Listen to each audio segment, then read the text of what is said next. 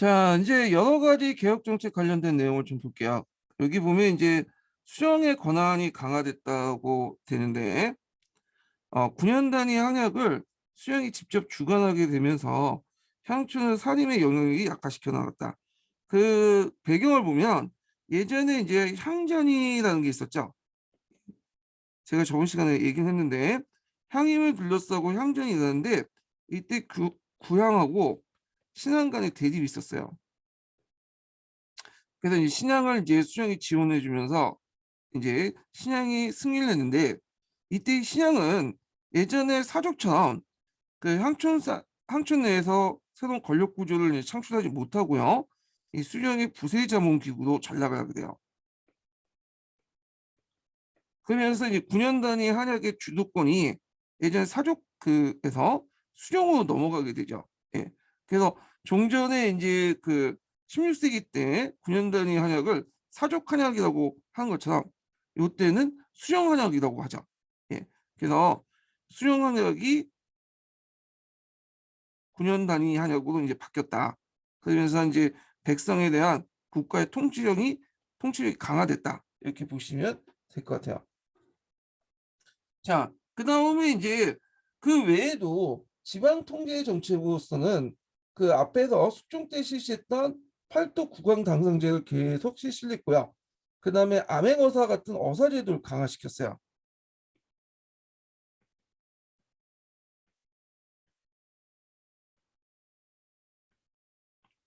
그래서 이제 암행어사들을 주로 누구를 임명했냐면 초기 문신제도에서 선발된 사람들을 임명을 했죠. 자, 그다음에 이제 신해통공을 보자. 신해통공은 뒤에 이제 경제사 할 때 더 이제 언급을 할 텐데 신해년에 막혔던 곳을 뚫어줬다. 이 통공은 이제 막혔던 곳을 뚫어주는 그런 걸 통공이라고 하죠. 그래서 이제 체제공의 건인을 통해서 이제 했던 건데 주요 내용은 그 당시 물가가 너무 비싸니까 그 당시 시장상인들 금난 정권 때문에 물가가 폭등이 나니까 이걸 이제 완화하고자 유기전을 제한 시장상인들 금난 정권을 폐지해서 상인들 자유로운 상업 활동을 보장하기 위해서 한 것이다. 그런 거죠. 그리고 이제 정치적 목적도 있죠. 그 당시 시장 상인들은 누구와 연결돼 있냐면 노동세력들과 연결돼 있었어요. 이 시장 상인들이. 그래서 시장 상인들이 노동세력들에게 연결되면서 일종의 돈을 이제 상납을 하고 있었거든요. 정치 자금을. 그래서 그거를 끊으려고 했던 거죠. 남인 세력들이. 그래서 이런 남인 세력들이 그걸 끊고 뭐냐면 하려고 했다. 정치적 의도가 깔려 있다는 거죠. 그때 이제 남인은 이제 대표적인 사람이 이제 앞에서 언급한 그 신해통공을 이제 조치를 건의했던 사람이 남인이 체제공인한 걸 보면 알 수가 있죠. 음. 하여튼 시현상인들이 노동과 연결된 방면에 남인들은 거꾸로 사상 세력들과 연결됐어요. 뭐 건강상인 집단이나 자 이렇게 이제 있다 그죠. 이 신해통공 그 자체는 예전에 기출문에 나왔어요. 관련된 내용은 이제 뒤에 그 경제사 할 때 좀 더 살펴보기도 하고요. 그다음 서울에 대한 차별을 완화시켰죠. 그다음에 이제 공노비 해방을 추진했는데 공노비뿐만 아니라 일반 노비도 다 없애려고 했어요. 그래서 그 노비 제도 자체를 없애려고 했던 거죠. 예. 근데 그 없애기 전에 정조가 급사를 냈죠. 그다음에 이제 대정통보를 편찬을 했고요. 일성노는 꼭 기억을 해 두셔야겠죠. 이 대정통보하고 일성노는 좀 외워 두세요. 예. 그래서 대정통포는 전에서 말한 것처럼 건국대전을 증거하는 거야. 그래서 대정통보 쓸 때 증이라는 말이죠. 증. 그래서 이제 속대전 이후에 법률 조례들을 모아놓은 편, 법제들인데 뭐 서울관계 같은 법 규범이라든지 그 다음에 노비 추세법 폐지 같은 것도 여기 들어가 있어요. 예. 그런데 이제 아쉽게도 자기가 이제 마련했던 장용원 관련된 내용은 들어가 있지 않죠. 그래서 이제 제도화시키지 못하고 결국에는 이 사람이 죽은 후에 없어졌는데 자 일성농은 예전에 한번 얘기를 했죠. 원래 일성농은 정조가 세손식 때 썼던 개인일기예요. 근데 정조가 이제 집권하고 나서 이게 일종의 국가의 국왕의 공식 일기가 된 거야. 그래서 그 당시 그 후에 왕들도 일성론을 썼는데, 물론 일성론을 직접 자기가 쓰진 않고 그 밑에 관리들 썼겠죠. 네. 일성론은 그 당시 이제 그 국정을 기록한 정부의 공식 문서가 되면서 상당히 사료적 가치가 높아졌어요. 그래서 조선왕조실록 같은 경우에는 1차 사료가 아니죠. 후에 만들어진 어떤 정치적 목적에 따라서 쓰여진 거잖아요. 근데 일성록은 그때그때마다 왕의 동선을 중심으로 했고 사건 중심으로 썼기 때문에 1차 사료적 성격이 되게 강하고요. 그리고 그 당시 조선후기 때 19세기 때 어떤 사회 경제적 변화나 이런 것들을 알 수 있는 중요한 사료예요. 그래서 일성록 정도는 좀 암기해 주세요. 그래서 있고, 그다음 농업기술 발전이나 강산 개발을 장려했다. 이런 것도 있는데, 요게 이제 있는데 좀 약간 빠진 게 있어요. 좀 빠진 게 많네. 좀 정리를 하면서 좀 할게요. 예. 자, 먼저 문화적인 측면을 볼 때 문체 반정 운동을 해놨어요. 문체 반정 운동.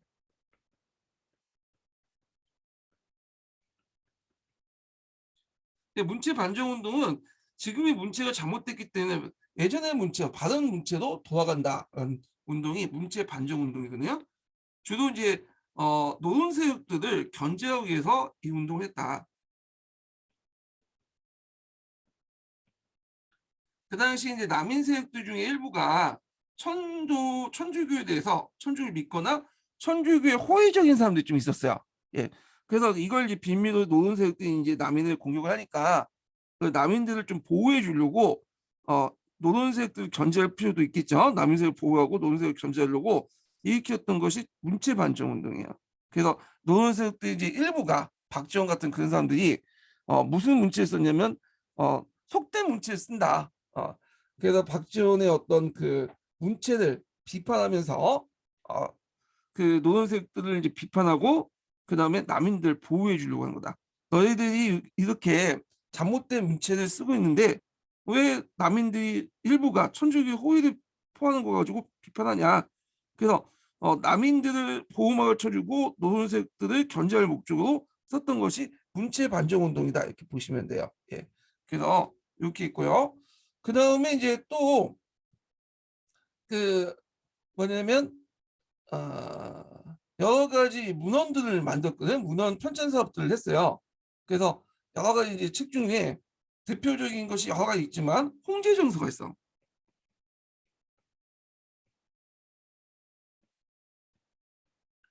네, 다시 써.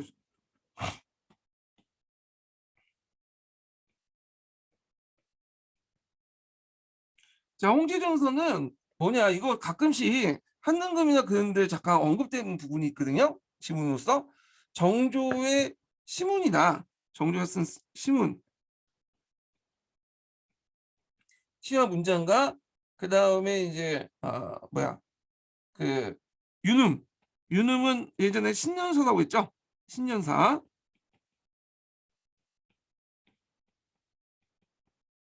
자, 윤음 같은 신년사 등을 모아서 모은 책이에요. 예, 홍제정서라고 유명한 책이 있어. 예, 그런 것도 있고 그 다음에 이 사람이 형사제도도 정비했어요.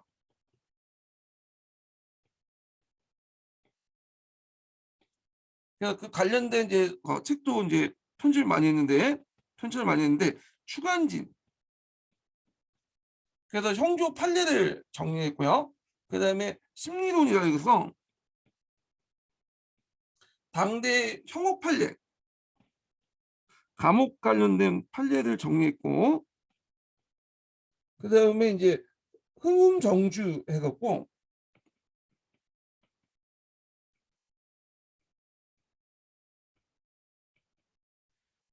흥훌전죽. 발음이 잘 안 되네. 네, 다시 써야겠다.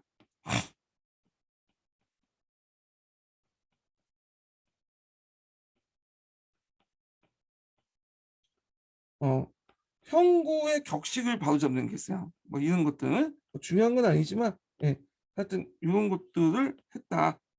그 외에도 뭐 중동국 문헌비교, 뭐 동문시고, 송사전, 한극편 뭐 등등을 이제 정리를 했어요. 자, 하여튼 문헌 편찬 사업들을 했다. 이렇게 보시면 돼요. 자, 그러다가 정조가 이제 오이영조당을 내세우죠. 오이영조. 말년에 막 죽기 전에. 그래서 이게 그 1800년 5월 달에 그 공포한 건데, 그 당시 이 오이연구의 주 내용은 이제 뭐냐면, 앞으로 그 뭐냐면 그 남인 강경파 재상들 등용할 것이다.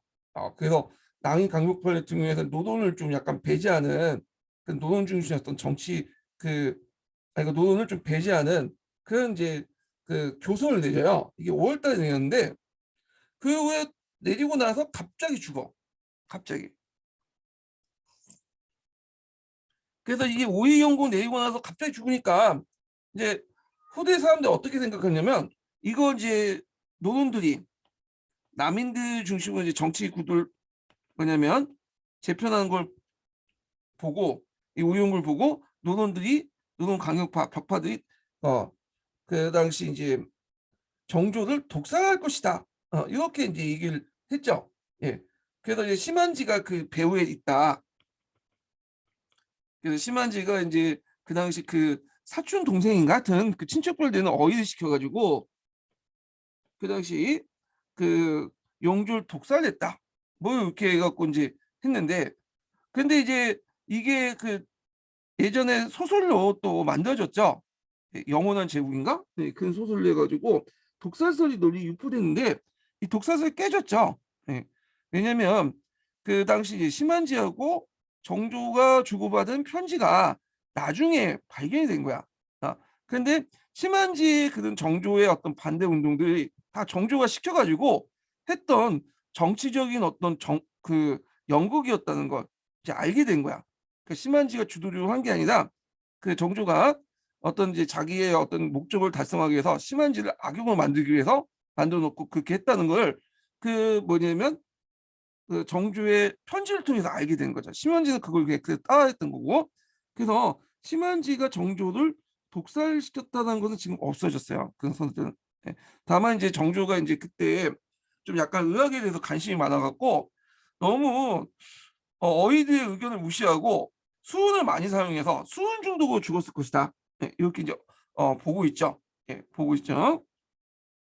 그래서 하여튼 그 오이 연구가 일어난 후에 이렇게 해서 갑자기 죽었다. 예, 이렇게 보시면 돼요. 그리고 그 전까지 계획했던 이제 어떤 그 개혁 구상들이 정조의 죽음 때문에 다 없어지게 되죠. 예. 자, 그런 것들 기억을 해두시고, 자, 그러면 영조와 정조의 탕평 정치의 의의를 볼게요. 의의는 왕권을 중심으로 한 분단 간의 세력군을 유지하기 위한 정책이었다. 그래서 왕권을 강하고 이를 바탕으로 개혁을 추진해서 민생 안정을 시도했지만, 일단은 근본적인 해결책이 못 됐죠.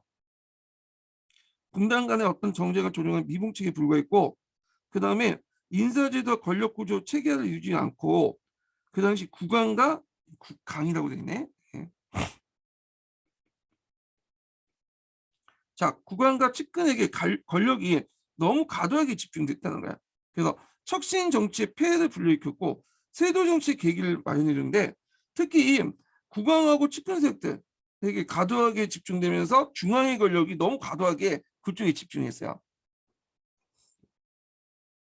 자, 영조와 정조 같은 경우에 능력이 좀 있고 하기 때문에 그 컨트롤 좀 잘했죠. 근데 그 뒤에 왕들은 되게 어리거나 무능하거나 정치적 별로 그 신경을 안 썼던 왕들이야. 그러다 보니까 그 컨트롤 못하는 거야.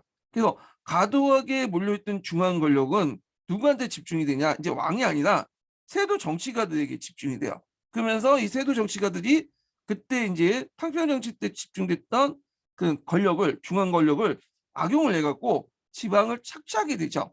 그러면서 이제 뭐냐면 삼정의 물량 같은 것도 이제 폭발돼 나오고 밀란도 많이 일어나고 되는 어떤 배경이 되기도 하죠. 그래서 그 당시 이제 세도 정치 때 이제 활동했던 정치가들 보면 상당수가 김종수 같은 사람들도 볼 수 있듯이 그다음에 정조가 구장각에서 뭐냐면 양성했던 그런 그 혁신 세력들이에요. 근데 이들이 이제 나중에 정조가 마련한 권력 기반을 둘러싸고 민중을 착취하게 되는 거죠. 세도 정치 또 바탕이 되는 거고. 자, 그래서 이제 이런 내용들 좀 파악을 해두시고, 그 다음에 뒤에 넘어가서 이제 조선 후기 제도사 관련된 내용을 볼게요. 자, 먼저 비변사를 보죠. 비변사는 예전에 시험 문제 한 3문제 정도 나왔어요. 그리고 한능검이라든지 그런 데 상당히 자주 나오는 부분이죠. 비변사. 비변사를 좀 보면 비변사의 의미를 보면요. 일단 비변사는 원래는 병방 문제를 대비한다는 것이죠. 변자가 이제 병방 관련된 내용이죠. 예. 그래서 이제 근데 한자를 쓰려니까 너무 어렵네 한자가. 예. 일단 찾아서 보세요. 그래서 병방을 대비하는 사는 이제 그 간청사자니까 간청이라는 의미죠. 예, 간청. 이 비변사는 건국대전에 기록이 돼 있지 않는 사찰이에요. 사찰보다는 그 간청이죠. 건국대전에 기록되어 있지 않고 건국대전 이후에 만들었던 거죠. 그래서 주로 병방 문제를 해결하기 위해서 혼란 속에서 나타난 거다. 그래서 이제 비변사 설치 이유는 병방의 병변에 대한 긴급한 일이 있을 때 대신과 병방의 일을 잘하는 재상들이 그 한 자리에 모여서 그 계책을 세우기 위한 것이다. 그래서 문관과 무관들의 합의체였다. 병방의 일을 잘 아는 재상들 지변사 재상이라고 하거든요. 실무 경영을 좀 알고 있는 재상들을 지변사 재상인데 이들이 모여가지고 했던 거다. 그러면 이때 병방은 주로 누구와 누구 거야? 병방은 북쪽엔 뭐가 있어요? 여진족이 있고요. 그 다음에 남쪽에는 왜구가 있겠죠. 이렇게 왜구 또는 일본 정부, 막부 이런 등등이 있죠. 이런 문제들이 일어날 때 여진족과 왜구와 관련된 문제들이 일어날 때 그 처리하는 기구다 이렇게 보시면 돼요.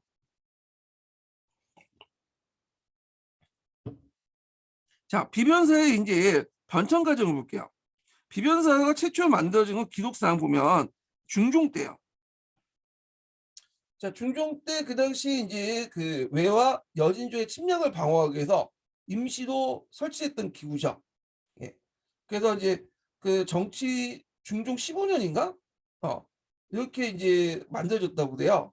근데 이게 나중에 또 만들어졌다가 흐지부지 되다가 그 다음에 이제 뭐 26년에 비변사 도제 조직이 만들고 막 왔다 갔다 해요. 그래서 처음에는 그냥 이때 그때 일이 있을 때 만드는 임시 기구라고 보시면 돼요. 자, 근데 이 명종 때 들어와서 을묘 외변을 계기로 해서 상사가 되죠. 그래서 상설기구로 되면서 독립간서가 됐다. 이렇게 보시면 돼요. 독립간서가. 자, 그 다음에 선조 때 이때 비변사가 권한이 집중이 돼요. 임진왜란이 일어나잖아. 임진왜란은 뭐와 관련된 거죠? 그 왜구와 관련된 내용이잖아요. 물론 왜구하고 이제 도요토미 히데요시는 좀 다르지만, 자, 하여튼 그 임진왜란하고 일어나니까 이때 이제 임진왜란을 계기로 이때부터 최고 의결 및 집행기구가 돼요. 그 전쟁 시에 이제 혼란하니까 이런 것들을 이제 문무 관리들이 모여서 뭐 해결하기 위해서 이제 비변사에 많이 모여서 얘기를 했는데 그럴 수밖에 없는 게 뭐냐면 임진왜란의 주요 논의가 뭐예요? 군사적인 문제겠죠. 근데 군사 문제를 논하려면 당연히 외교도 논하고 병참도 얘기하다 보면 경제 관련된 얘기도 할 수밖에 없고 정치 관련된 얘기도 할 수밖에 없고 그러니까 전반적으로 다 얘기할 수밖에 없잖아. 그러다 보니까 그때 이제 같이 모일 때 같이 얘기하는 거야. 그러면서 이 비변사가 주요 기구로 부각이 됐고 그 후에 조선기 때 이제 이 비변사들을 이제 그 당시 서인들이나 노론들이나 세도 정치가들이 장악하면서 어떻게 돼요? 예, 이제 주요 기구가 되는 거죠. 조선 후기 때는. 그래서 그 고위직들이 모여가지고 그 당시 국정 전반에 관련된 내용들 논의할 때 비변사에서 논의를 했다. 그래서 이제 이런 것들 좀 기억을 해두시고요. 자, 그러면 조선 후기 때 이제 비변사 강화 이유를 볼게요. 뭐 여러 가지 볼 수가 있는데, 자, 그 계기가 됐던 것은 임진왜란이라고 했죠. 임진왜란 때 비변사는 전쟁지 인적 물적 자원을 주관하는 기관으로서 모든 국가기관을 총괄하는 위치에 놓여 있었고, 그 국정 전반을 장악했고요. 그 다음에 조선국의 사회 변화에 능동적으로 대처하기 유리하기 때문이야. 왜냐하면 의정부 6조 체제라는 것은 건국대전에 명시돼 있잖아요. 그러니까 건국대전에 명시된 업무들만 이제 처리를 하고 했기 때문에 문제가 있었어. 왜냐하면 조선후기 때는 이제 조선정교 사회적 배경이 좀 달랐죠. 사회 경제적 배경이. 그러다 보니까 뭐 새로운 관청도 만들어내고 새로운 법을 만들고 했는데 기존의 의정부 6조 체제에서는 딱 이렇게 명시된 부분들만 하기 때문에 법에 그걸 제대로 처리를 못해요. 근데 비변사 같은 경우에는 그거는 명시되어 있지 않은 건국대조에 명시되어 있지 않은 그런 기구잖아요. 그런 기구에서 이제 처리하면 빨리빨리 처리할 수가 있는 거야. 예. 자, 이런 것들 때문에 비변사가 이제 권한이 강화됐다 이렇게 보시면 될 것 같고, 자, 그 다음에 이제 살인 정치와 전개에 관련돼서 보면 그 예전에는 저도 이제 그 살인들이 정치를 했죠. 예, 살인했는데 그 공론을 위한 정치를 했잖아요. 근데 이런 것들이 이제 조선 후기 때 들어가면 깨지게 돼요. 예. 그래서 이제 살인들이 자극된 3사가 어떤 자기 당파의 어떤 이해관계 따라 움직이고 진영 논리만 만들어내고 왕권을 위협을 하니까 그 당시 이제 영종조 때 특히 영조 때 그 당시 공론을 주제를 부정하죠. 그러면서 그 당시 이제 살인들 하위직 관료들이 가지고 있는 여러 권한들 박탈내. 어, 그래서 공론의 주체가 살인들이 이제 하는 3사가 아니라 3사가 이런 데서 하는 게 아니라 어디로 옮겨져요? 이게 비변사로 옮겨져. 예. 그러다 보니까 이제 이렇게 조선 전기 때 운영했던 정치가 깨진다는 의미예요. 이것이 이제 비변사 옮겨지면서 모든 고위직 그 관료들 중심한 비변사 옮겨지면서 바뀌게 된다는 거죠. 예. 그래서 이건데 이거는 약간 내용이 좀 아닌 것 같아. 이건 지우세요. 무슨 책을 근거해 갖고 이거 썼는지 모르겠는데 교과서나 통로는 그렇게 적혀있지 않기 때문에 이건 뭐 사회정치, 살인정치 전개와 관련돼 갖고 있는데 살인의 공론의 주제가 깨지면서 그 공론을 비변사가 주도했다. 고위직 관료 중심에 이게 맞아요. 예. 요 내용이 막 갑자기 이렇게 뜬금없이 들어간지 모르겠는데 잠못 이해하고 쓰신 것 같아. 이거는요. 제가 이게 제가 만든 책이 아니라 약간 좀 강의하기가 좀 불편해. 이런 측면에 보면. 예. 자, 그다음에 그 외에도 뭐 여러 가지가 이유가 있어요. 비변세 체제가 이제 그 형성된 이유가 특히 이제 인조반정위에 이건 안 나와 있는데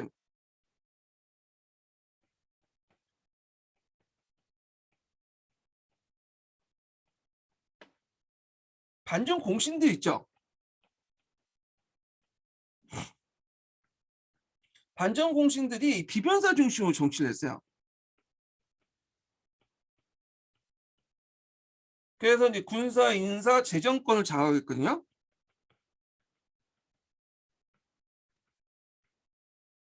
자, 그러면서 비변사 권한이 올라가기 시작했고요. 그 다음에 이제 이런 것들 좀 기억을 해두시면 될 것 같아요. 예. 자, 그래서 이제 있고 그 다음에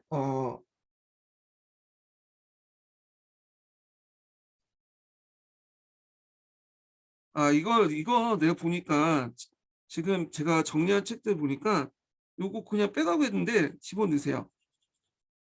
이게 푸셈에 있네. 푸셈에 있는 내용을 했거든요. 이거 집어넣으세요. 예. 그래서 푸셈에 어떻게 적혀 있냐면 비변사 운영에서 살인 정치는 특정인 다수의 논의를 군인도 집약 포출하고자 했으며 주요 정책을 국왕 당상 언강까지 참석하는 인견회까지 직접 보고하는 것에서 결정짓고자 했자 이런 내용이 포셈이 있거든요. 그래서 이것도 그냥 이렇게 적으시면 되는데 아마 이 부분은 포셈의 어떤 개인적 의견 같은 느낌이 들어요. 17세기 때 이제 한정돼 갖고 얘기한 거고 앞에서 제가 얘기한 것은 18세기 이후죠. 탕평 정치. 예. 그래서 17세기 때 탕평 정치 이전에 관련된 내용이니까 요거 살리세요. 예. 보니까 푸셈이 있어. 푸셈에 그 내용이. 자, 하여튼 다시 시작하겠습니다. 자, 그래서 비변사 강화 결과를 보면 의정부 6조의 행정체계가 유명무실화됐고요. 왕권 강화 6조가 왕권이 약화됐고 6조가 비변사 하위기구 전략이 됐다. 이렇게 보면 돼요. 예. 자, 그러면 비변사의 이제 분류를 볼게요. 비변사 간직의 분류 이렇게 나겠네요. 자, 비변사는 법정 이해 기구로 설치한 임시기구예요. 그러다가 이제 나중에 상사화되고 속대전에서 인정을 받죠. 그리고 비변사 운영 방법은 제조제로 운영돼요. 제조제라는 것은 뭐냐면 조선시대 때 그 뭐냐면 겸직제가 있어요. 그러니까 그 당시 조선시대 때는 그 당상관만이 왕에게 이제 직접 상속할 수 있고, 그래 어떤 간직이든 그 최고 높은 사람은 당상관이었거든요. 그런데 이제 그 비변사 같은 경우에는 특정한 당상관을 겸임하는 게 아니라 전임하는 게 아니라 그 뭐냐면 겸임제야. 네. 그래서 당상관이 거기에 어떤 특정하게 있는 게 아니라 다른 일을 보다가 이렇게 겸임하는 경우가 많아요. 그런 식으로 운영했는데 이걸 겸임제를 제조제라고 하죠. 그래서 이렇게 운영했던 것이 비변사였다. 이렇게 보시면 될 것 같아요. 자, 비변사는 제일 높은 사람이 도제조예요. 여기 보시면 도제조가 있죠. 그래서 정일품이 돼요. 이 사람들이. 이 사람들은 뭐냐면 현재 의정부 3대승, 자의정, 우의정, 영의정 및 전직 그 자의정, 영의정을 영임했던 이런 사람들 얘기죠. 그래서 삼중성들 전직과 현직 삼중성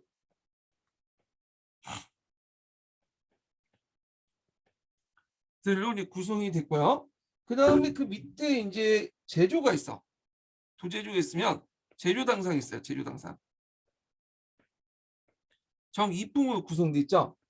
그래서 이제 여기에서는 이제 앞에서 뒤에 있는 뭐 예경당상, 뭐 전임당상 등등 이런 걸로 구성이 됐다는 거죠.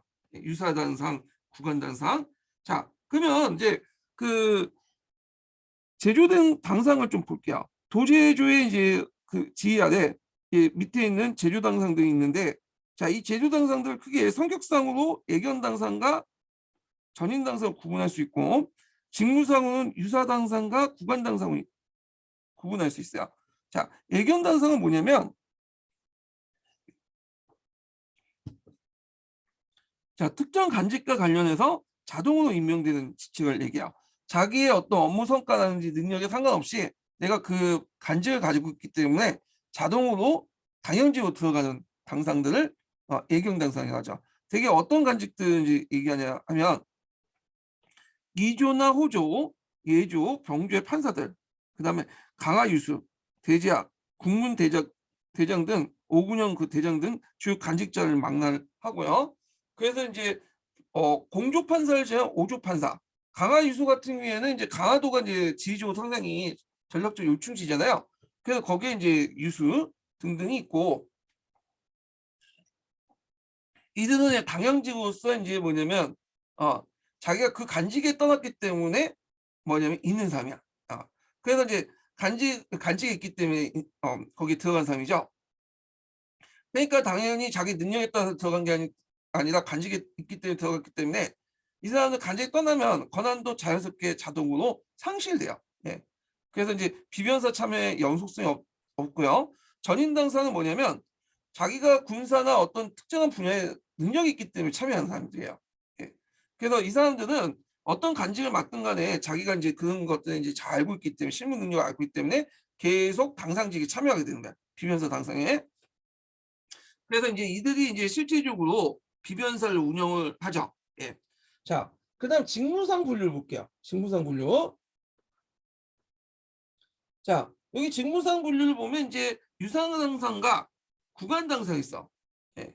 그래서 이제 그 제주 당상관들이 매번 모여가지고 할 수 없으니까 거기에 상인관이었던 유산당상을 예, 기간제라고 보시면 되죠. 예. 거기에 이제 그 기간제보다는 거기 그 있는 어 계속 그 비면 그 뭐야 그 당시 이제 비면사를 운영하는 기간 그 당상이라고 보시면 돼요. 기관 운영 당상. 그래갖고 그 앞에 이제 그 여러 당상들이 있지만 이 당상들이 대부분 제주도에 운영돼 있죠. 그러다 보니까 이 사람들이 매번 이제 거기 비변사에 있으면서 이제 있을 수 없잖아. 그러니까 그들이 떠나더라도 실무적인 업무는 계속 봐야 될 거 아니에요. 그러다 보니까 이 상인간이었던 유산상상을 둔 거야. 음.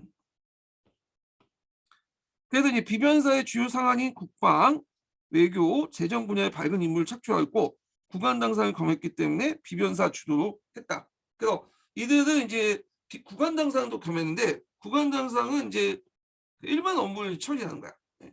그래서 주로 유상 당상은 좀 약간 각각의 국장급 정도 되고 부장급 정도 되고 요게 개원 역할을 했다는 거죠. 예. 그러니까 국장이 부장이 개원 역할도 같이 했다. 물론 따로 개원도 있겠지만 그래서 유상 당상의 지휘 아래 있었던 게 구강 당상이죠. 실무 업무를 이제 본다. 그래서 그 일반 업무를 주로 처리했다. 네.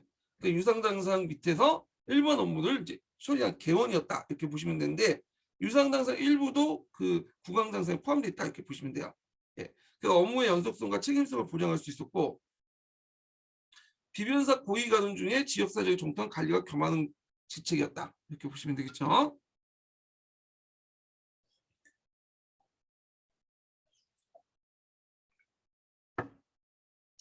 그래서 이제 대표적인 이제 구간 당상이 전국의 팔도의 업무를 지역군을 맡는 팔도 구강 당상이죠.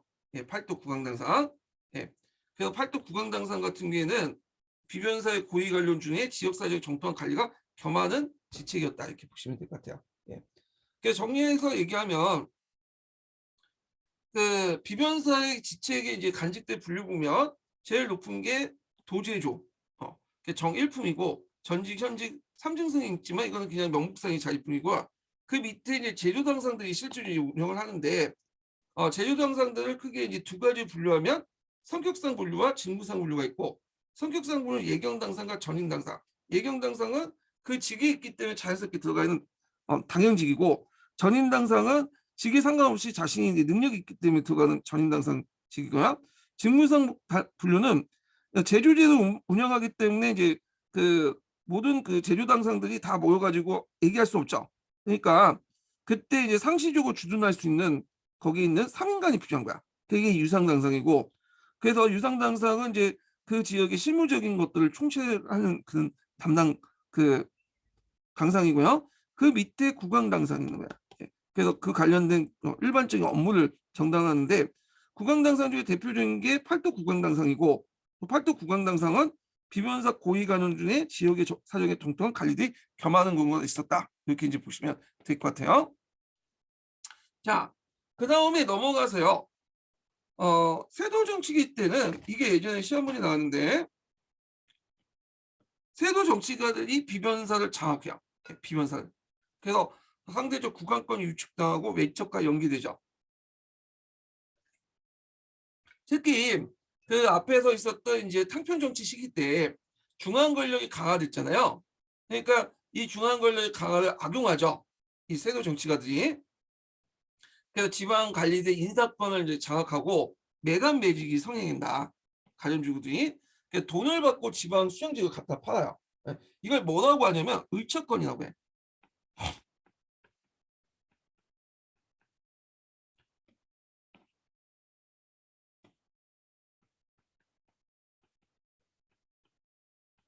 자, 의척권을 가지게 되면서 그 당시 이제 돈을 받고 지방 간직을 갖다 파는 그런 이제 문제점이 생기죠. 그러니까 그걸 이제 돈을 받다 바친 그 지방 돈을 갖다 바쳐갖고 지방 수령직을 샀던 그 관리들은 당연히 본전을 뽑아내야 되겠죠. 그러다 보니 가전주구가 일어날 수밖에 없고 이게 이제 3사 물량을 더 삼정의 물량을 더 가속시켰다. 그래서 밀량 발생의 또 원인을 제공했다. 이렇게 보시면 될 것 같아요. 예. 그래서 그 당시에 이제 그 관련되어 기출문에 나왔던 게 이거예요. 표. 세도 정치 때 이제 보시면 보통 이제 그 도당동인데 이 도당동은 이제 그 당시 홍문관에서 고위직 관료들 후보자에 대해서 이제 조사하면서 만든 명단인데 여기 보면 이제 도당동 있죠. 예. 여기에서 보면 도당동에 쭉 보면 이제 15개 성간 비중과 32개 성간, 261개 성간인데 상위직 15개 집안가, 그다음 중위권 32개 집안, 그다음에 261개 집안 비교를 해봤어. 이 도당동에서. 그런데 여기 보시면 알겠지만 15세 성간 비중이 높죠. 예. 한 48%. 그다음에 중간 정도의 그룹이 있고, 그다음에 하위직 관료도 있는데 요 비중이 당상 간에 올라가면 거의 비슷해요. 약간 이제 그 261가 하위직 관료가 좀 나타나긴 하는데 비변사 당상으로 넘어가면 도당동에 있는 당상관들의 지위가 비변사 당상들의 그 핵심적인 그 지층을 보면 더 올라가죠. 그래서 고위직 관료 중에 비변사에 있는 최고위직 관료들 그 집안 출신을 보면 여기 보시면 알겠지만 어디야? 15개 상위직 관료들이 거의 60%를 차지해요. 나머지 중하위급 그 가문들은 되게 낮고요. 그래서 그 당시 비변사를 중심으로 해서 몇몇 그 세도 정치가들이 권력을 장악해서 여러 가지 패단을 불러일으켰다라는 걸 볼 수가 있어. 이 표 자체가 예전에 기출문제 나왔어요. 이걸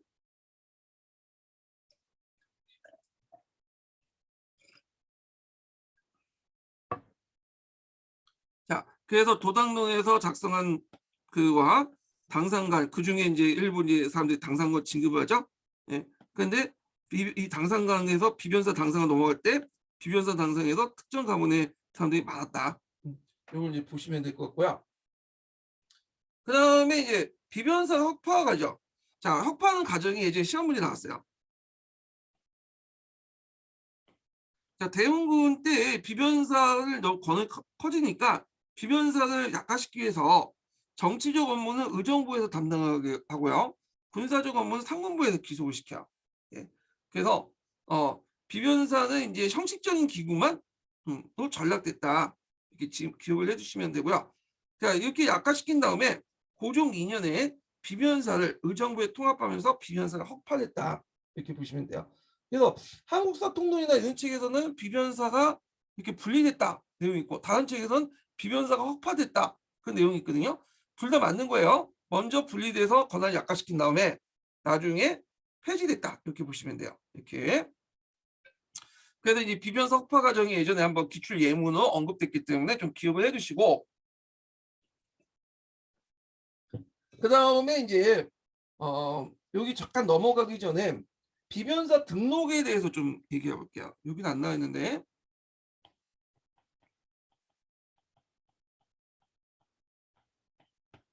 자, 비변사 등록은 어떤 거냐?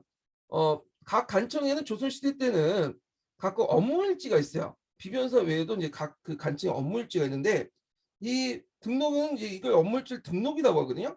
그러니까 이제 비변사 등록이라는 것은 비변사의 업무일지라고 보시면 돼요. 근데 이 비변사 업무일지가 각 간청의 업무일지보다 상당히 중요한 게 뭐냐면, 그 당시 이제 조선 후기 때 특히 18세기 넘어가면 국정 전반에 대한 어떤 주도권을 비변사가 장악을 했잖아요. 그러다 보니까 국정 전반에 대한 것들을 전반적으로 다 기록이 돼 있어. 그래서 이 사료적 가치가 상당히 높다는 거죠. 그래서 이제 이 비변사 등록은 비변사에서 회의가 있을 때마다 난청에 입회해서 기록자가 이제 난청인데 난청에 입회해서 하루하루 회의 사항과 위결 사항을 직접 기록을 한 거야. 예. 그 원본은 딱 한 질밖에 없어요. 예. 그래서 한 질뿐이고, 그래서 이제 그 원본 한 질이고, 그걸 다시 이제 낭청이 직접 부수로 이제 한 필사본으로 이렇게 구성이 됐다는 거 원본은. 그리고 이제 이런 내용들 좀 있으면 기억을 해두시면 될 것 같아요. 그래서 사료적 가치가 상당히 높다. 조선 후기 18세기 이후부터 그 어떤 전반적인 사항들 다 볼 수가 있다라는 걸 기억을 해주시고, 물론 비변사 등록은 이제 지금 남아있는 강해공 때부터 기록이 있죠. 강해공부터 고종 때까지 총 남아있고, 특히 18세기 이후의 기록은 상당히 중요하다. 이걸 보시면 될 것 같아요. 자, 그 다음에 군사제도 관련된 내용을 좀 볼게요. 자, 여기 중앙군 군사제도과 지방군 군사제도를 보는데,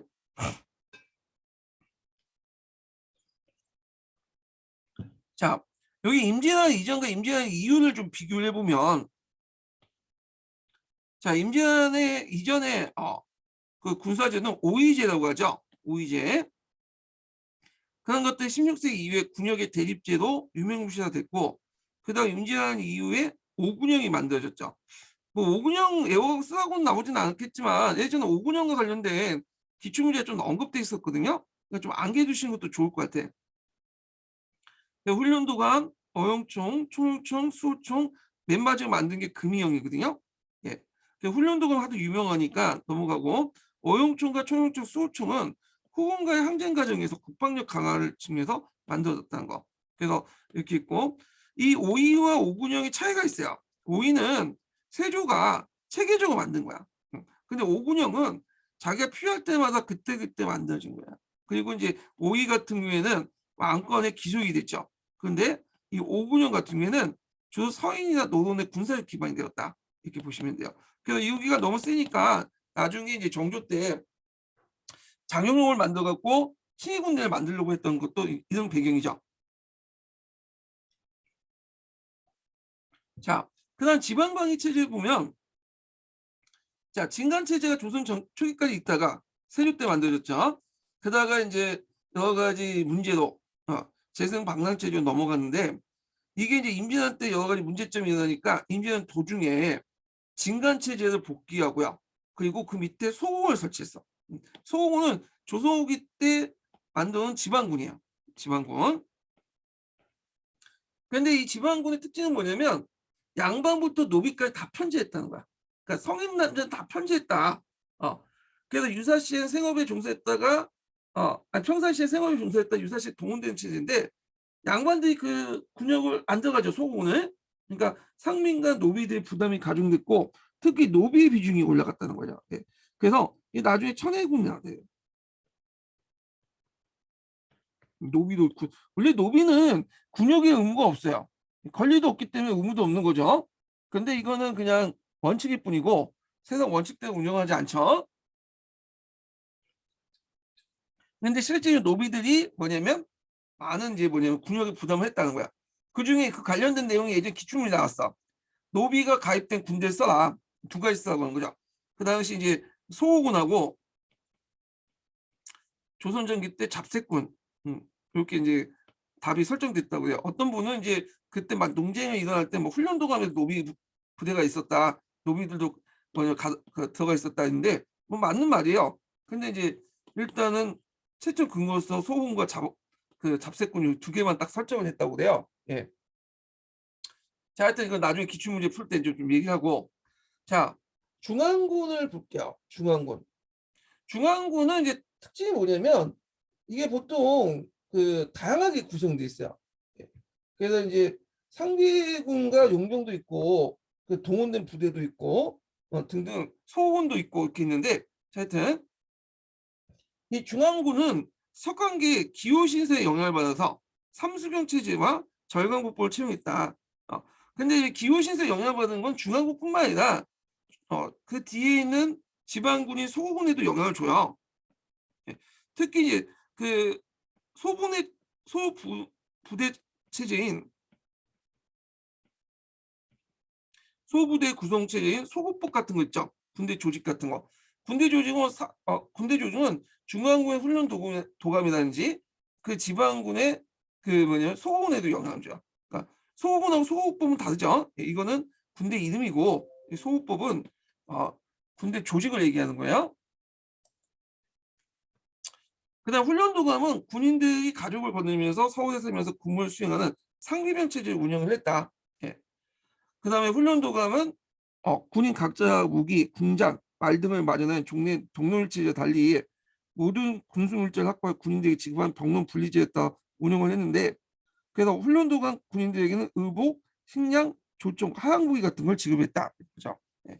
그 훈련도감이 그런 거고 모든 5군형 부대가 그렇게 운영한 건 아니에요. 그거는 뒤에 있지만 번상봉도 있고 중앙에서 올라온 지방에서 올라온 번상봉도 있고 경기도 소공도 있고 그다음에 이렇게 해서 운영한 부대도 있어요. 예. 근데 훈련동안 같은 경우에는 주로 이제 이렇게 지방에서 각출된 그 병력을에게 그 당시 이제 의복이나 식량, 조총 같은 거에서 직업군인지를 운영했다고 보시면 돼요. 예. 근데 이제 훈련도감도 엄밀히 말하면 자발적으로 이렇게 운영된 건 아니에요. 자발적으로 이제 뭐냐면 그 지원한 지원병제로 운영했는 게 아니라 이 지원을 잘하니까 각 지방별로 할당을 시켜서 강제로 이제 인원을 채우고 그들에게 이제 의복과 식량과 조충과 하약 같은 걸 무기를 이제 지급했어요. 근데 문제는 급료 자체가 보면 월급 자체가 짜기 때문에 생활이 굶픽해져요. 그래서 거기에 이제 있던 훈련도관들이 그 업무 외 시간에 장사도 하고 그러거든요. 이게 최초의 난전이 되는데 하여튼 그건 뒤에 좀 얘기하고 자 5군형 체제를 보자. 요거 예전에 한번 기출에 언급됐기 때문에 좀 기억을 해주세요. 자 5군형은 훈련도관, 어영총, 초능총, 수호총, 금이형이죠. 자 훈련도관 뭐죠? 훈련도감은 선조 27년 그러니까 임진한 도중에 만들어진 부대예요. 그래서 임진한 당시에 왜군의 조총에 대응하게 설치를 했고 직업적인 상비군을 편성됐고 병력 분리제다. 그 다음에 이제 군사훈련 외에도 수도방위와 국왕을 보위하는 역할이고 삼수병을 구성됐죠. 사수, 살수, 포수로 구성됐다는 거예요. 이게 사수라는 건 할병이고 하늘 쏘는 거고 살수는 창건 부대야. 그다음 포수는 조총 관련된 부대들이죠. 그 군대 운영을 위해서 삼수민을 징수했는데 삼수민 관련된 내용은 전세 부분에서 영령법 할 때 관련된 내용을 좀 얘기하고요. 그 다음에 기호신서에 입각해서 소부대 단위 편제인 소고법을 이용했다. 소고법은 소고군에도 적용이 돼요. 네. 그래서 원앙진이라고 하죠. 원앙진. 원앙진 관련된 내용은 나중에 제가 그 명나 첫 단계 얘기할 때 좀 할게요. 그 다음에 이제 어용총이 있는데 어용총, 총총, 수호총의 공통점은 뭐냐면 후군과 다른데 뭐야? 후군. 특히 어용총 같은 경우에는 이제 북벌로 유명하죠. 여기는. 그래서 이제 왕실호위하고 북벌 준비했고 기병 위주고 후궁을 상대해야 되니까 총표봉으로 구성돼 있다. 그 다음에 여기는 이제 번산병에 지방에 올라온 그 번상봉으로 구성됐다는 거. 청운청 같은 경우에는 이간의 난을 계기로 해서 만들어졌고요. 경기 일대를 방어하고 이것도 후궁을 대비하고 여긴 경기도 소부군이야. 예. 그 다음에 남한산성 같은 걸 그러니까 수호총은 수 남부를 방어하고 후궁을 대비하면서 여기도 경기도 소구군으로 구성되어 있다는 거죠. 마지막으로 숙종 때 금이용으로 만들어졌는데 왕실 호위 강화 주로 기병과 훈련도구 일부로 축출해서 만들어졌다는 거예요. 그래서 여기에 볼 수 있듯이 이 오군형은 그때그때마다 필요에 따라서 만들어졌고요. 다양한 방식의 이제 군대로 구성되어 있다. 이렇게 보시면 될 것 같아요. 예. 그래서 이 내용들이 쭉 있는데 여기 좀 눈여겨보는 게 총총 같은 거 네, 요거 기억을 해주세요. 여기 11년도 기출문이 나왔어. 이간의 나를 계기로 해서 만들어진 거죠. 예. 그래서 경기 내 군인들 여기에 소속시키고 남양과 수원, 장당 등 경기 지역의 연업진을 통솔을 했다는 거죠. 어용총 같은 게 북벌 부대도 또 유명하죠. 예. 호종 때 북벌 준비해서 군용이 강화되면서 만들어졌다는 거. 예. 자, 그래서 이제 이렇게 해서 이제 뭐 살펴봤고 지방군을 보죠. 지방군. 자, 지방군 들어가기 전에 두 번째 인증번호 알려드릴게요. 두 번째 인증번호. 두 번째 인증번호 67번입니다. 네.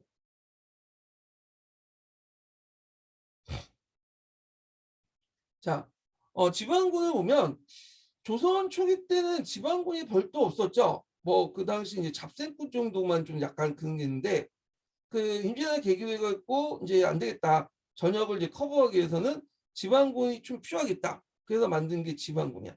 그래서 조선 전기 때는 5위 밑에 지방에 통솔했는데 조선 후기 때 들어가면 소공이라서 따로 독립된 지방군 체제를 만들어요. 조선 전기 때 없었던 거죠. 조선 전기 때는 중앙군이 모두 더 컵을 쳤는데 이때는 지방군이 따로 이제 만들어지기 시작했다는 거죠. 이게 좀 차이점인데.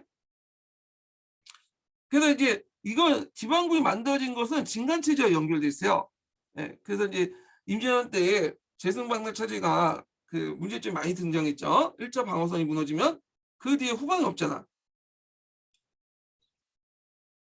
그래서 이제 만들어져서 다시 임진왜란 도중에 그 임진왜란 때 도중에 4년 동안에 해당 기간이 있었잖아요. 그래서 이제 다시 예전처럼 지역 방어체인 진간 체제로 재정비를 했는데 문제는 진간 체제는 이제 군사가 상당히 많이 필요하다는 거야. 예. 그래서 이걸 이제 채우기 위해서 별도로 이제 소국이라는 지방군을 만들었어요. 지방군.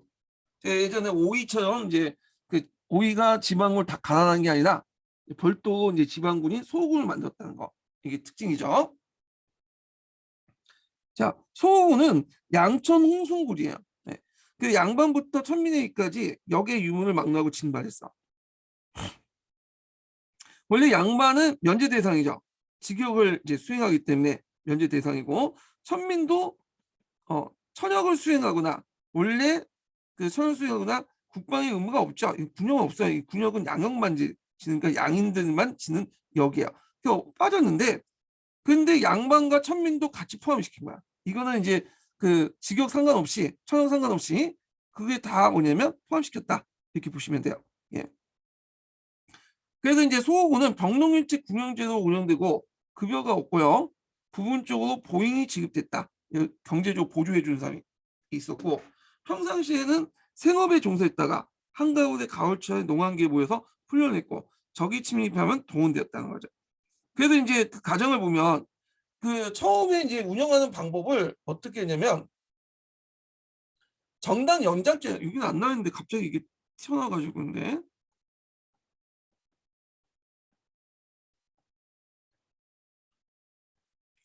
자 정당 연장제를 실시했어. 이게 인조 때 실시한 거죠. 자 정당 연장제는 뭐냐면 그 각도의 지방군대의 그 훈련권 있죠. 훈련권을 누가 이제 가난하냐면 전문 그 무관이 가난한 거야.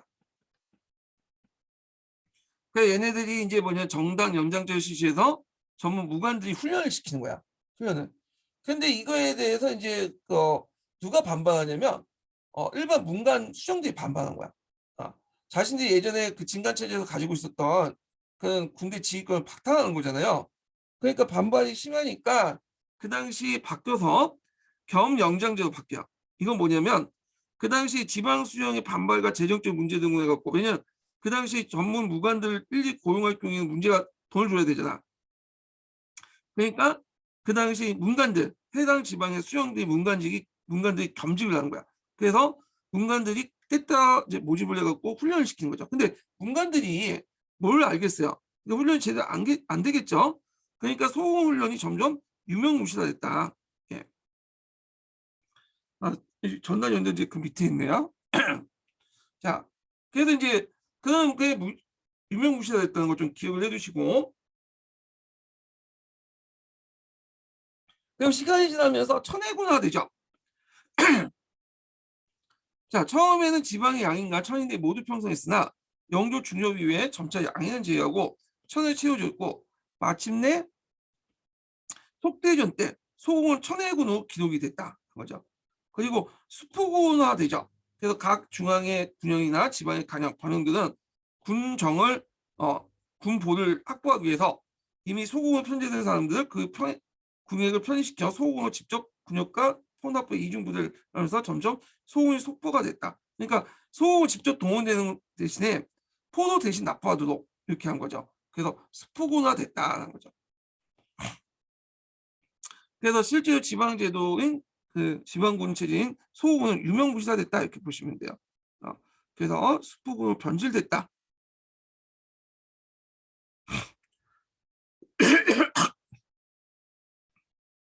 자, 그래서 이제 그 조선시대 때는 조선후기 때는 그 일반 양인들이 군역을 담당을 하는 일반 양인들이 있죠. 그래서 이제 얘네들이 정병이나 보인을 활동해야 되는데 군적 수포제를 개교해서 1년에 2필만 내면 국방의 의무 군역을 담당하는 것처럼 돼 있잖아요. 근데 요거와 함께 임진환 때 또 만든 게 소고군이야. 소고군은 앞에서 요런 라인 있죠. 이렇게 정병과 보인인데 1년에 2필 내서 땜빵하고 군역을 담당했던 그런 거와 또 하나는 또 소고군은 이제인데 소고군은 이제 양역이든 징벌이든 직역을 지면서 상관없이 다 편제를 해서 직접 자기가 이제 동원되는 거야. 유사시에. 예. 근데 이게 동원이 잘 안 되죠. 그러니까 뭐냐면 이들이 이제 뭐냐면 면포에서 대납을 하는 거야. 그러니까 일반 그 남자들은 군역을 짊어지는 데 거 1년에 2피를 또 내고요. 그다음에 소호원도 원래 동원돼야 되는데 동원 안 되고 대신 면포 대납을 내보는 거야. 그러니까 어떻게 돼 있어요? 어, 직접 군역포와 그다음에 소호원은 또 포납부 이렇게 앞에 있죠. 요 라인 두 개를 하는 이중 부담을 짊어지게 된 거야. 예. 그래서 좀 기억을 해두시고 그래서 군포 양이 상당히 많았다. 예. 일반적으로 내야 되는 그런 군포와 그다음 소호 자기가 직접 따야 되는데 동원되는데 그 대신에 면포 대납하는 그런 걸로 해갖고 이중 부담을 짊어졌다는 거죠. 자, 그래서 이제 요런 거 수포곤화 좀 기억을 해두시고요. 예. 자, 그 다음에 이제 부세제도 이제 개편을 볼게요. 부세제도 개편. 자, 잠깐만 좀 기다려 주세요. 예.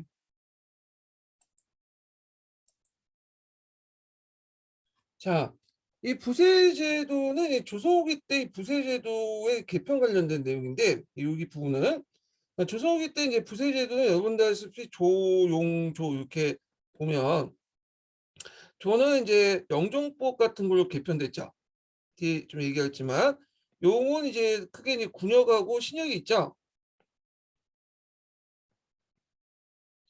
그래서 군역과 관련된 것은 군역법이고요. 신역은 이제 이게 아니라 신역의 요역이죠. 네, 제가 잘못했네요. 네. 요역은 이제 물납제가 되죠. 그래서 예전에 말한 것처럼 이제 동원되지 않고 그 고용되잖아요. 이렇게 바뀌게 되고 특산물 관련된 그것은 대동법으로 바뀌죠. 자, 그게 전반적으로 이제 조선후기 때 부세제도가 개편됐는데 그 이유를 보면 여러 가지 이유가 있겠지만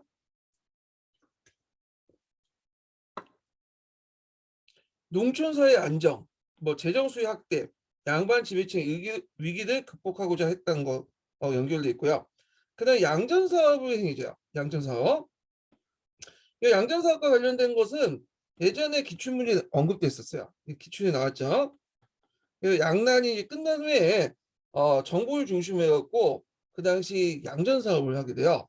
양전 사업. 자, 양전 사업이란 건 뭐냐면 그 당시 토지 조사 사업이라고 보시면 돼요. 원래는 건국대전에 보면 20년마다 하기로 돼 있어요. 근데 이게 돈이 많이 들기 때문에 실제로 20년마다 못했죠. 어쩔 때는 50년, 100년 이렇게 했는데 이때 임시가 끝난 후에 이제 양전 사업을 하면서 토지가 얼마나 있는 걸 조사를 해봤어요.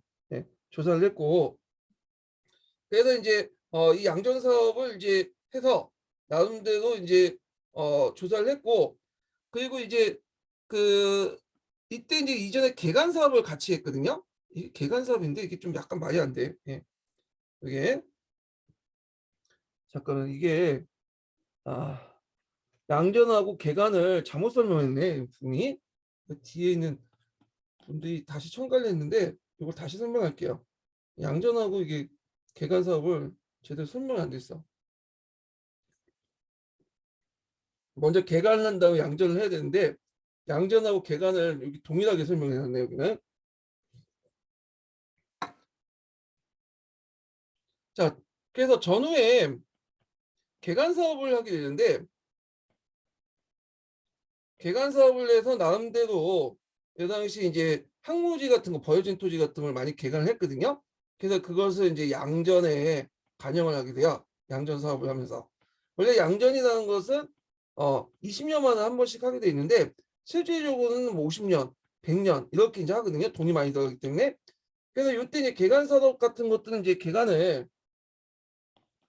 개간 사업을 이제 했던 걸 통해서 많이 봤는데 보니까 양전 사업을 통해서 보니까 그 당시 토지 결수는 증가됐어요. 토지 결수는. 음. 그래서 원장부 결수는 상당히 많은데 문제는 실제로 거둬진 그 수세 결수가 그렇게 늘어나지 못했던 거야. 그거는 뭐냐면 이 그 당시 이제 면세지라든지 진앙지라든지 이런 것들이 많았어요. 면세 진앙지.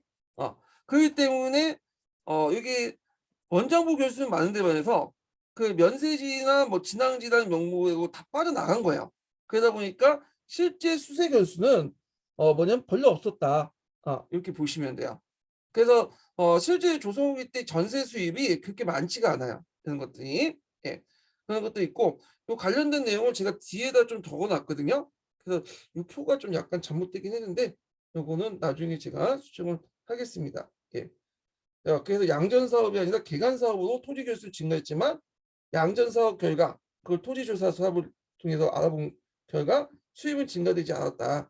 그래서 이때 이제 이런 내용도 좀 기억을 해두시고 그 다음에 양전 사업이 제대로 시행되지 않은 이유 요거는 그대로 살리시고 요 앞부분만 좀 내용이 잘못됐으니까 좀 수정해 주세요. 예. 그래서 양전 사업이 제대로 수행되지 못한 이유가 뭐냐면 토지조사 사업이죠. 예, 중앙 양방 관료나 항전사의 토착 양방지조 아전 측의 반대가 심했기 때문에 그다음에 진앙지라든지 면세지 이름으로 다 빠졌다. 이게 예전에 기출문에 나왔어요. 이게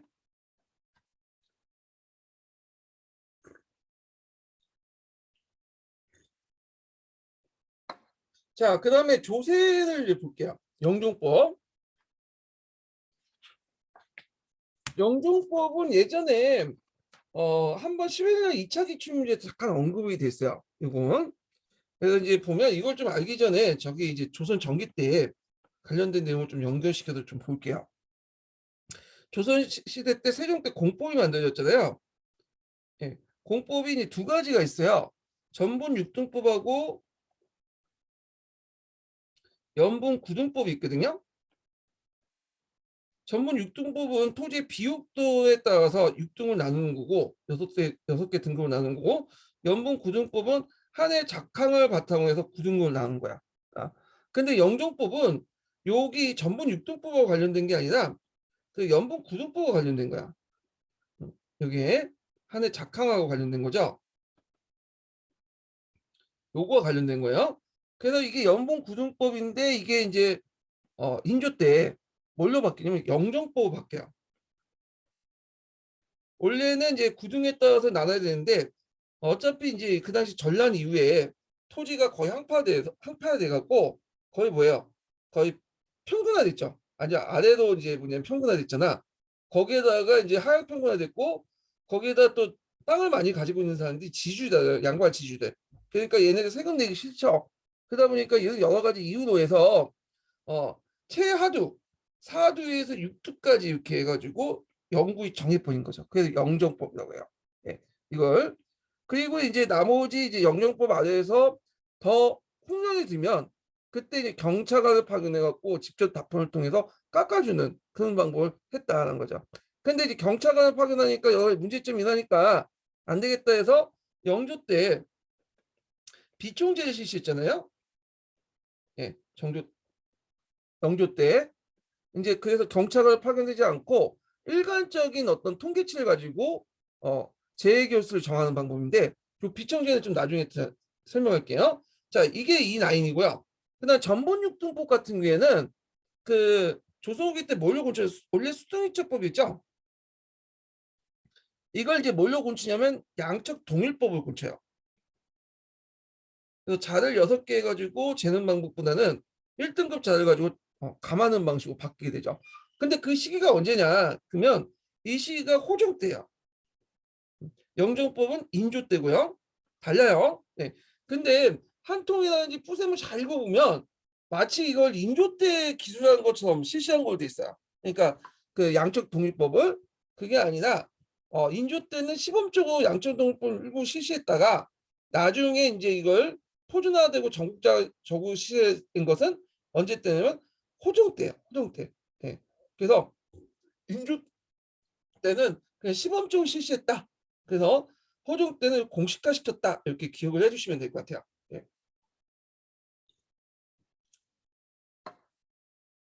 자, 그러면 영종법의 배경을 볼게요.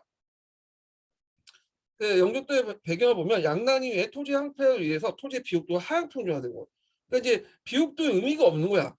거의 보면 이제 하향 등급을 보시면 되겠죠.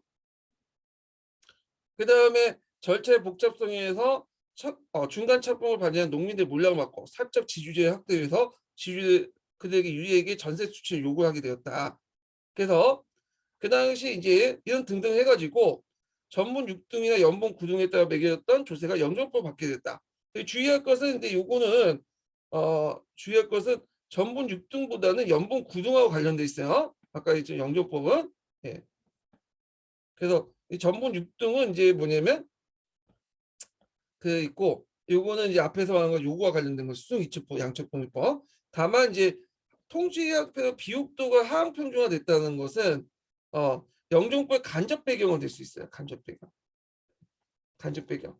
그 전반적으로 낮아지니까 어차피 비옥도 낮아지고 그다음에 또 걷기도 어려우니까 그냥 그 당시 작항도 그냥 9등급에서 그냥 제일 낮은 걸로 뭐냐면 걷었다 해서 간접적인 배경이 될 수 있지만 엄밀히 말하면 영분 9등법하고 관련된 것은 영종법 연분 9등법과 관련된 거고 전분 6등법은 요거와 관련된 거예요. 그러니까 영종법은 토지의 풍랑하고 관련된 거 비옥도의 이제 그렇지 토지의 풍운과 관련된 거예요. 풍운과 1결당 4도도 고정시켰다. 1결당 4도에서 최근에 6도까지 돼 있다고. 1결당 4도에서 6도까지 고정시켰다. 원래는 9등급이잖아요. 예. 여기 연분 9등급. 그래서 최하 등급이 4도군요. 4도. 그래서 이 4도에 맞춰 갖고 했다. 풍년 이런 것도 좀 기억을 해 주시고요. 자, 그래서 그 결과 전세의 비율은 낮아졌지만 실질적으로 농민들에 도움이 되지 못했다. 그리고 전세 외에도 여러 가지 세목이 증가됐죠. 산수미세. 산수미세는 이제 그 훈련도감의 군대를 육성하기 위한 세금이죠. 대동 및 결작 등으로 16.2두가 추가되고요.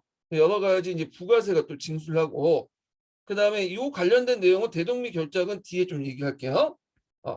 그다음에 전세 납부 시 여러 가지 명목의 수수료, 운송료, 자연소모에 대한 보충비 등을 함께 징수했다. 그래서 운송 도중에 흘러가는 이제 떨어뜨리는 그 나라들과 그다음에 파먹는 것도 있죠. 지들이 그런 것까지 이제 했고 자 그다음에 그마저 자기 토지 없는 소장농에 도움이 되지 않는데 원래는 이 전세는 지주가 요게 소장농에 전가를 하는 거죠. 그러니까 지주가 내는 건데 지주가 내지 않고 소장농에 전가를 하게 돼.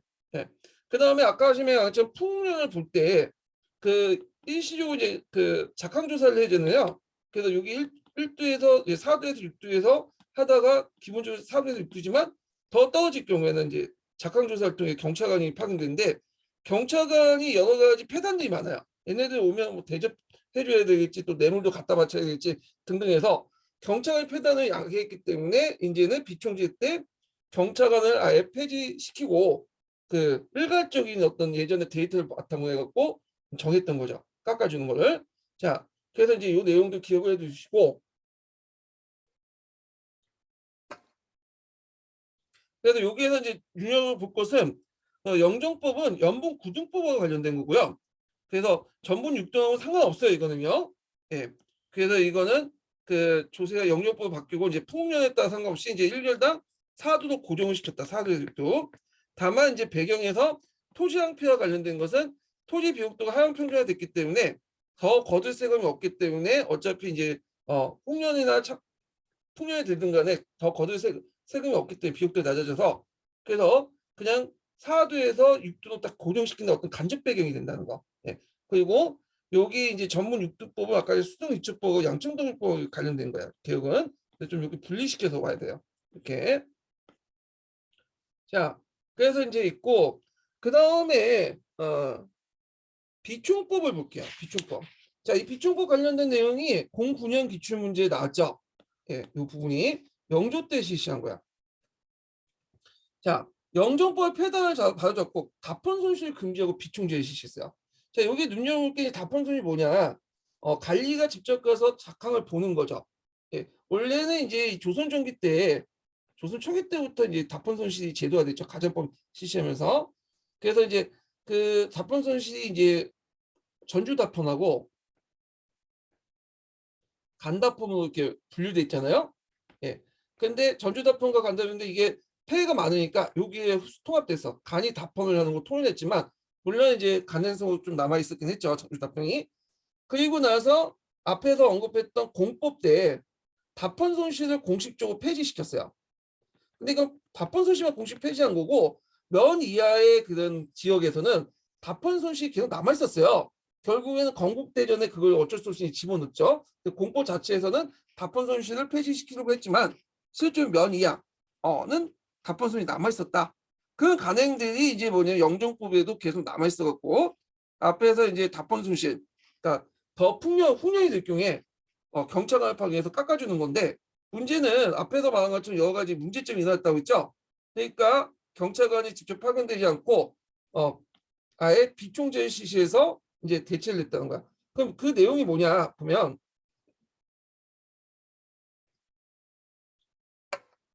자, 일종의 비총재는 총액제라고 보시면 돼요.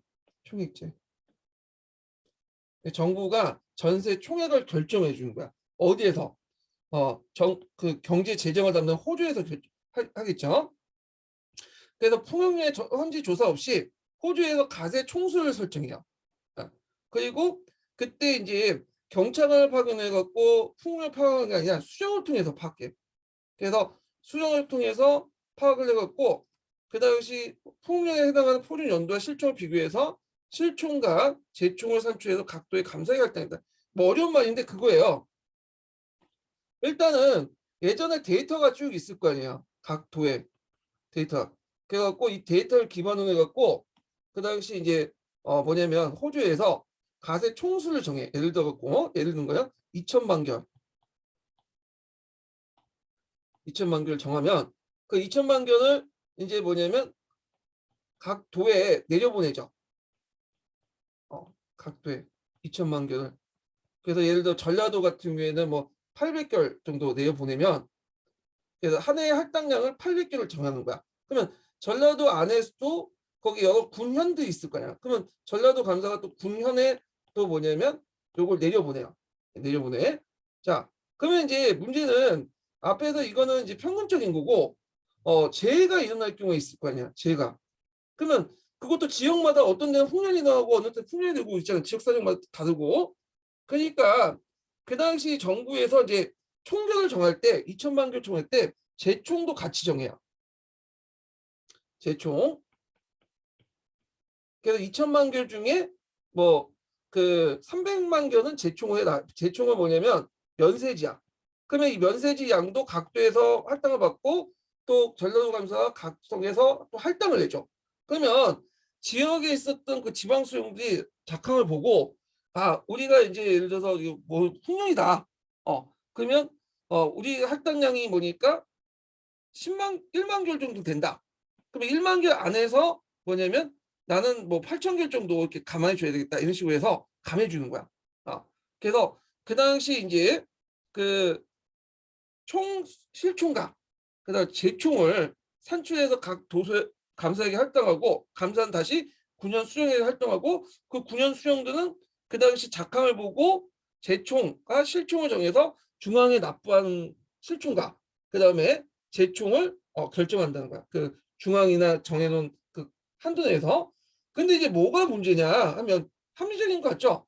근데 문제는 중앙에서 2천만 개를 해놓고 실제 그날 풍년이 됐는데 불구하고 재총을 너무 짜게 내려주는 거야.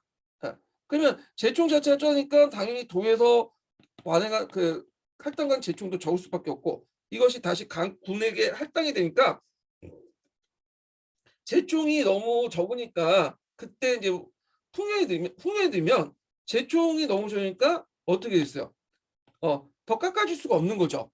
이런 문제점이 일어나는 거죠. 예, 이런 문제점이. 그러니까 어떻게든 할당을 채우려니까 어떤 문제점이 있느냐? 여러 가지 이제 그 전세 폐단이 일어난 거야. 그래서 이제 할당을 채우려니까 항구지에게 세금을 걷고, 땅이 없는 사람들에게 땅이 있는 것처럼 이렇게 세금을 걷고 등등 여러 가지 문제점이 일어나서 어떻게든 군 할당을 채우고, 그리고 어떻게 도 할당을 채우고 이렇게 했다. 그래서 홍련에도 불구하고 그 재총을 너무 짜게 주고 실총을 더 올리는 방식으로 함으로써 여러 가지 폐단을 불러일으켰다는 거죠. 네. 이게 이제 비총재예요. 원래 처음에 의도는 아니었지만 경찰관의 어떠한 것들을 이제 폐단을 막기 위해서 이제 한 거지만 실제로 이런 문제점이 발생했다, 이렇게 보시면 될 것 같아요. 그래서 실총과 재총의 분배인데 실총은 너무 많이 분담하고 제총은 너무 낮게 해줌으로써 이게 이제 나중에 삼정의 문란이 배경이 됐다. 이렇게 보시면 돼요. 그래서 비총지의 목적은 종전의 건차관, 그러니까 중앙에서 파견된 관리들의 답헌을 패단을 보이자 수령에게 조세 감면권을 넘기고 중앙정부가 해당 연도에 수치 총액만 관찰하고자 해서 전세 수입의 안정적인 확보가 주 목적이었지만 원래 목적이에요. 근데 시간이 지나면서 중앙정부가 실총수를 높이고 재총수를 줄임으로써 어떻게 하든 그 할당량을 메꾸기 위해서 여러 가지 방법으로 부당한 방법으로 이게 뭐냐면 세월 걷는 과정에서 삼정의 문란의 어떤 배경이 있다 이렇게 보시면 돼요. 구체적인 내용은 뒤에 이제 삼정의 문란할 때 좀 더 얘기하고요. 자, 그 다음에 이제 대동법인데, 자, 대동법은 예전에 기출에 좀 나왔죠. 근데 많이 나온 건 아니고요. 가끔씩 나오긴 했는데 그렇게 한능검이나 그 수능에서는 좀 많이 나오는 부분인데 여기는 좀 안 나오더라고요. 가끔씩 언급된 부분이고, 그러니까 이게 뭐 그렇게 중요한 건 아닌 것 같은데 임용에서는. 근데 수능이라든지 한능검에서 많이 나오기 때문에 좀 공부를 좀 해주실 필요 있어요. 자, 대동법 실시 배경인데 대동법 뭐와 관련된 거야? 공납과 관련된 거죠. 공납. 네, 공납. 예전에 이제 얘기했을 거예요. 이 공납은 요역의 일종이에요. 크게 볼 때. 그래서 요역과 연결돼 있죠. 기준 자체가. 예. 그래서 이제 이렇게 있는데, 자, 원래 이 공납은 조선시대 때 공납은 오등호제를 실시했어요. 기준은. 그래갖고 혼을 기준으로 해갖고 걷죠. 혼을. 그리고 이제 혼을 기준으로 해갖고 걷었다는 거. 기록을 해주고 여기에서 이제 토지의 정결 따라서 혼을 기준으로 5등급을 나눠가지고 이렇게 했는데 이제 이게 그 문제가 된 거야. 이게 정확하게 혼지 토지 정결인지 이중적 기준도 있고 그다음에 이게 걷는 과정에서 박납 폐단도 있고 등등 해가지고 결국에는 이제 뭐냐면 실시된 게 대동법이다 이렇게 보시면 돼요. 자, 공납 폐해를 보면 공무원이 부당하게 불공평하고 수송과 저장의 불평이 있었고 또 박납이 폐단이 있었고 등등 농민의 부담이 가중됐다. 공안이라는 것은 그 공물의 어떤 품목이라든지 수량을 적어놓은 것들인데 이게 이제 태조 때 처음에 이제 정해놨다가 연산군 때 이걸 확 늘려놨죠. 그러니까 그 후에 이제 그걸 고치지 못하니까 연산군 때 한번 늘려놓은 것을 뒤에 중종 때 고쳐야 되는데 재정 자체를 확대됐던 걸 줄일 수는 없잖아요. 이게 힘들죠. 그러니까 농민 부담을 가중시켜서 이제 있고 자 그래서 극복 방안을 어떻게 했냐. 그래서 그 앞에서 얘기했을 거야. 사대동 일부 관료들이 이제 재앙 사력들이 이제 자기 지역에서 했던 사대동 있고 그다음에 이가 이제 대공 수리법 같은 것들 있죠. 예, 등등. 거기에다가 또 이제 여기 안 나왔지만 반대동. 그래서 상공은 미포전을 걷고 쌀로 걷고 그다음에 별공과 진상은 기존대로 이제 헌물로 걷는 반대동 같은 거 있죠.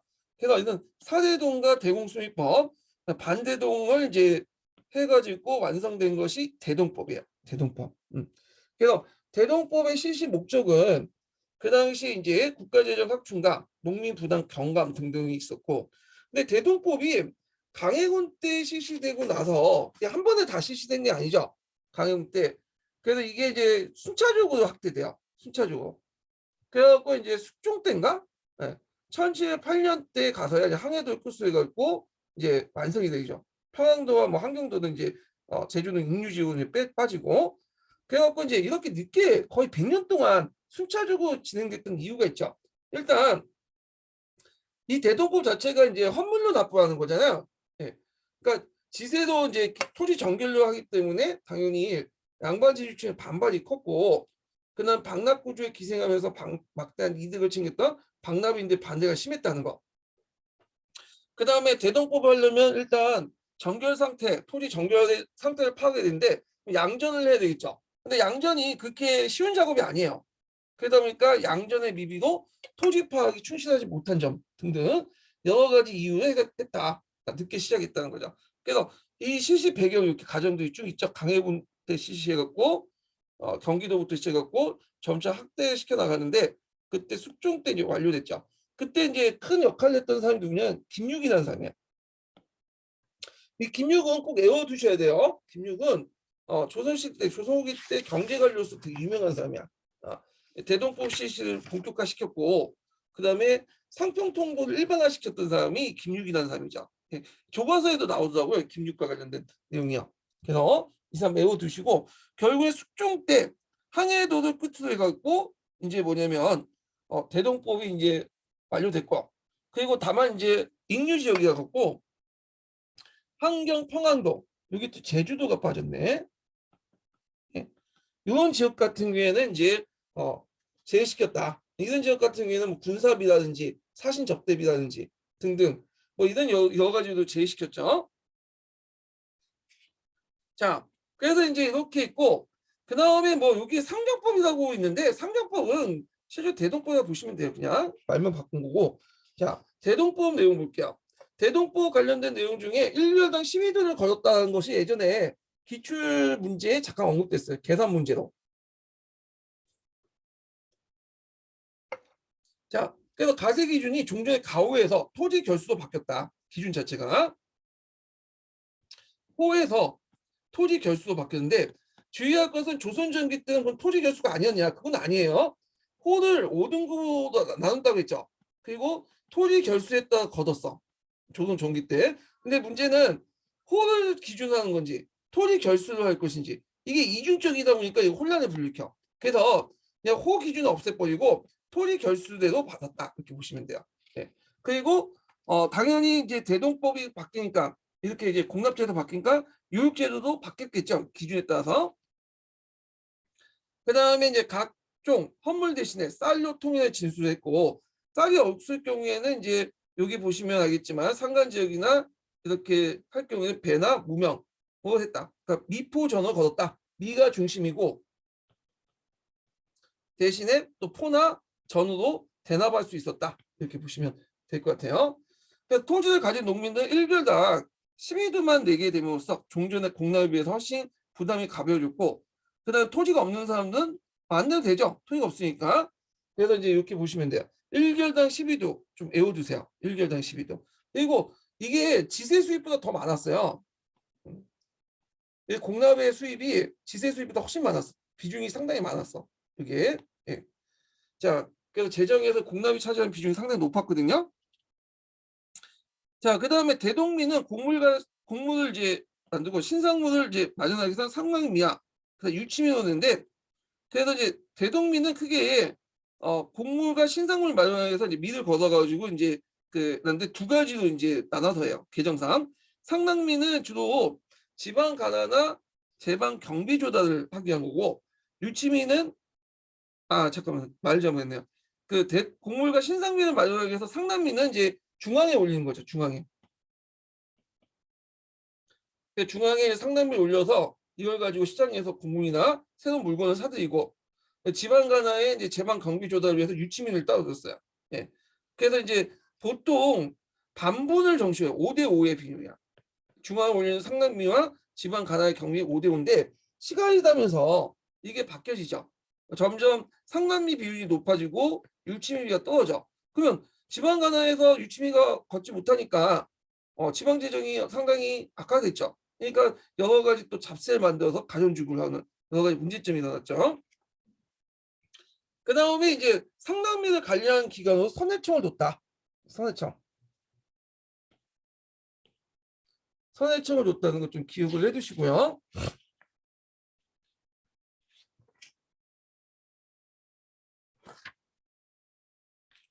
네. 그 다음에 여기에서 징수된 대동민을 물중에 따라 지정된 공인들에게 곡물가를 지급하고 필요한 물품들을 받아 각 군방과 간청이 공부를 했는데 그래서 이제 각 종래의 군방과 간청부를 무계획적으로 행했던 곡물 조달을 선해청이 일반화했다. 선해청 외워두셔야죠. 그 표가 그 밑에 있어요. 자, 예전에는 어떻게 했냐면 그 당시 이제 중간에 국가 농민 중간에 박납인들이 있었죠. 그래서 이제 대납을 하고 박납인들이 걷어갔는데 이 공인대 활동을 통해서 농민들이 이제 그 대동면 주면 간청에서 공인들을 고용해 갖고 뭐냐면 줘요. 미포전을. 그럼 공인들이 수공업자들이나 생산자 상인으로부터 받아들이는 거죠. 그래서 이제 이렇게 하는 게 있습니다. 그래서 이게 대동포 시에 공인하는 어떤 업자들이 등장했다. 특별상인 집단들이. 예. 그래갖고 이 공인들이 어떤 식으로 이제 물품을 얻었냐 보면 일단 그 이때부터 선대제가 생기는데 수공업자들에게 원료 자금을 주고 수공업 작품을 팔면 그걸 가지고 이제 뭐냐면 그 정부에 대납을 하거나 아니면 상인들에게 그 특산물 사들여서 정부에 대납을 하거나 이런 식으로 이제 대납을 했다는 거죠. 이 공인들. 그래서 이렇게 있고 그 다음에 대동법 결과 대동법 시행은 공무이 전사됨으로써 그 요역의 물납과 근납화를 촉진시켰고요. 아까 얘기한 것처럼 공납하고 요역은 서로 연결돼 있다고 그랬죠. 예. 그래서 공납 제도가 바뀌면 요역 제도 바뀌어. 그래서 요역 제가 바뀌면서 이제 요역은 이제 동원하는 체제가 아니라 고용하는 체제로 바뀌었다. 예. 그래서 대동맥을 거둘 때 요역세도 같이 걷는다. 이렇게 보시면 돼요. 자, 그다음에 이제 토지 소유량을 기준으로 했기 때문에 그 보호의 부담은 들고 무전농민이나 영세농민들은 어느 정도 부담이 줄어드는 계기가 되었다. 물론 이것도 나중에 이제 다 소작인들이 부과가 되죠. 이건 초기 때 얘기고. 그 다음에 대동법이 시행으로 매년 정기적으로 바치는 공납이 없어지지만 여전히 별공과 진상 등 환물 징수가 남아있죠. 그래서 백성들이 이중 부담이 지어졌고 시간이 지나면서 지주가 자신이 내야 할 대동세를 소장내에 전가시키는 폐단이 발생됐죠. 그래서 농민들이 다시 어려움을 겪게 되었다는 거. 그 다음에 이제 상남미와 유치민 비율이 5대5지만 시간이 지나면서 상남미는 매년 증가되고 지방 유치민가 부족하게 되면서 지방 수령들은 부족한 경비를 점차 농민들에게 부담을 시키죠. 왜냐하면 어떻게 하든 지방 경비는 필요하니까 그러니까 여러 가지 명목으로 잡세를 만들어 가지고 농민들에게 부담을 시켰다는 거죠.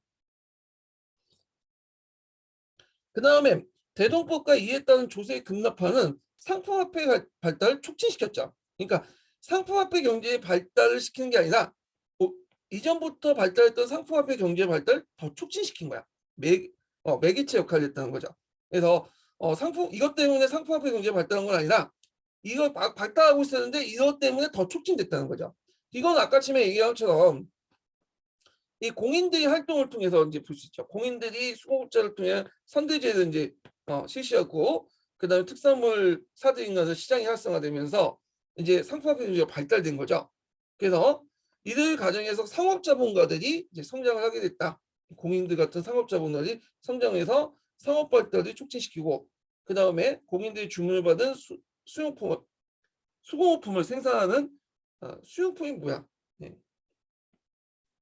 공인들의 주문을 받아 수용품을 생산. 수용품이라는 의미가 아마 공인들 그러니까 주문을 받은 것을 생산하는 제품이라는 건 주문 수용이라는 그런 의미 같아요. 그러니까 그래서 그 당시 이제 그 공인의 주문을 받아 수용품을 생산. 수용품보다는 공산물을 생산 수공업품이라고 나누는 게 낫지 않을까? 용어가 좀 그래. 수공업품을 이제 생산하는 과정에서 수공업 분야가 발전시켜 상품 생산자로 성장했다. 뭐 이런 등등. 자, 그래서 이제 이런 것들을 이제 같이 결과 영향 좀 기억을 해주시면 될 것 같고요. 자, 그 다음에 이제 있고, 그 다음에 군역법을 보죠. 군역법. 군역법도 관련돼서 예전에 한번 시험 문제 많이 나왔어요. 네, 이거에. 그래서 군역법이 되게 중요한데, 요거는 좀 쉬었다가 진행을 하겠습니다. 예.